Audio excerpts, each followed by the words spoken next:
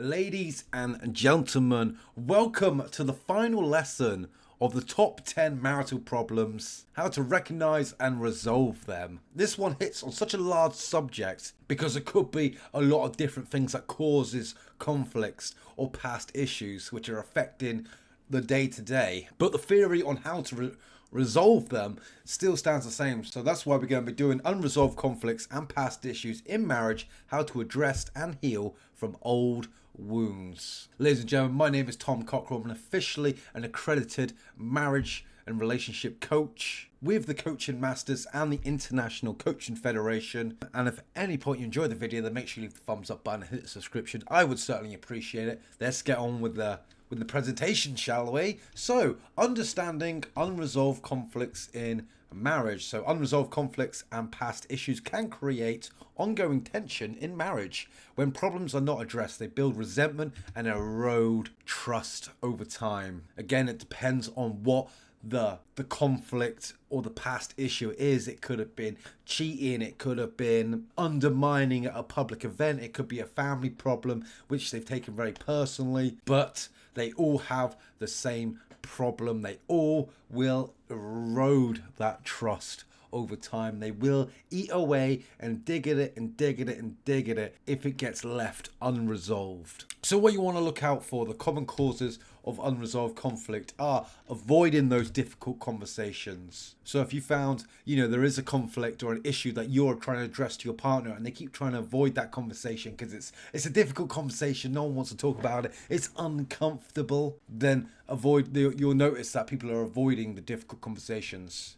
It could past mistakes or betrayals. Like I said, I have done a whole nother lesson on infidelity in marriage as well, but that's just one example that can cause these unresolved conflicts. Fear of conflict or emotional vulnerability. That's right, some people don't like to conflict. If you know that that your issue that you're going to address is going to cause conflict or it's going to make you feel emotionally vulnerable, then it can lead to you not wanting to have the conversation, so it can then lead to an unresolved conflict. And my big one, which if you've seen my lessons before, you know it's a big one for me, is the lack of communication or problem solving. That's right, sometimes people just do not talk to each other. Married couples do not talk to each other enough when there's something that's upsetting them or that is something that needs to change. So communication is always a big one.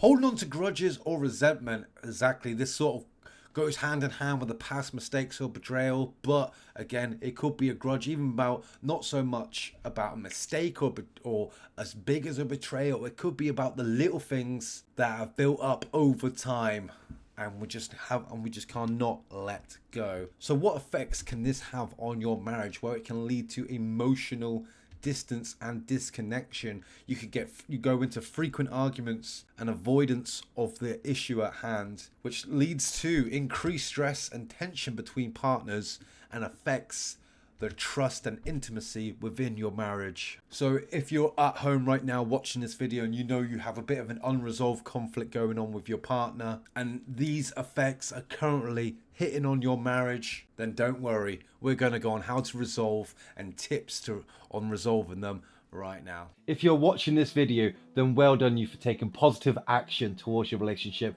and I certainly hope these lessons do help you. My name is Tom Cockrell, the founder of CoupleCore Coaching. I am officially an accredited relationship coach by the Coaching Masters and International Coaching Federation. And if at any point you enjoy the videos, then please feel free to like the channel, hit the subscription and ring that notification bell, because I promise you, we are going to help you get to the bottom of saving your relationship and giving a better relationship for you. Thank you very much. So how to resolve unresolved conflicts in marriage: by openly acknowledge the issue and its impact on the relationship. That's right, even if you do not like the idea of conflict, even if it is a difficult conversation to have, if you are worried that you're going to be emotionally vulnerable from it, if it's an unresolved conflict, you have to address it. It is the only way to resolve it, because you've got to have that communication with your partner, because the lack of communication is such a fundamental core pillar to a marriage that if that falls, everything else around it starts crumbling down.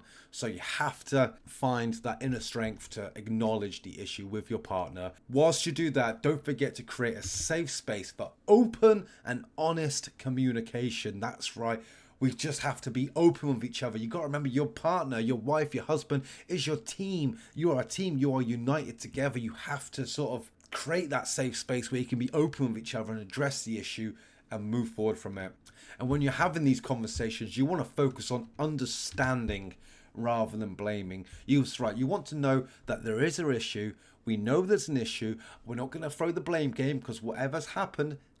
You're obviously still together. It's obviously something that can be worked upon. So you want to focus on the understanding. No matter what sort of situation or what position you're in or what end of the spectrum you're in, focus on the understanding of the other person's perspective, and understanding that there is a problem that needs to be resolved, which will then lead on to working on forgiveness and letting go of past hurts. That's right. You got to address yourselves, what you can do, what goals you can set for the future that will help you progress forward in your relationship, rather than being stuck in the past, stuck in the horrible anger and conflict that you have, and work on what's best for you to move forward. And if it is too damn hard to do on yourselves, you can always seek couples therapy to work on those deep-rooted dark problems that might be really buried in. You might not even know what is wrong with you, and you might need some a big therapy session to really dive into the brain and get some neuro-linguistic programming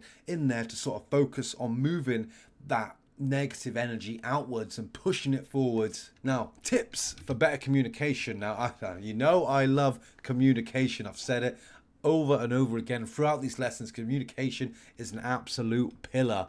But we want to rebuild trust through consistent positive actions. That's right. We know the issue. We've talked about the issue. We're working on forgiveness. And now we want to rebuild that trust, because trust does get affected, even if it wasn't anything to do with, say, infidelity, which I've already covered in another lesson. But it could be anything. But that trust will happen to break. So rebuild trust through positive actions. Practice empathy and compassion towards each other's feelings. That's right. Some people do not care about anyone but themselves. But guess what? You're married.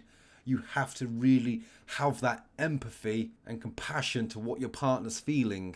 And this goes both ways, which can be a very new experience for some people. Some people, this is just brand new, and it doesn't just happen overnight. That's right. This is a new, almost life skill you have to develop in yourself. Set new goals for your relationship to move forward. That's very big. As a relationship coach, as a marriage coach, just as a coach in general, I'm all about looking to the future, working on goals for the future and not being stuck up in the past.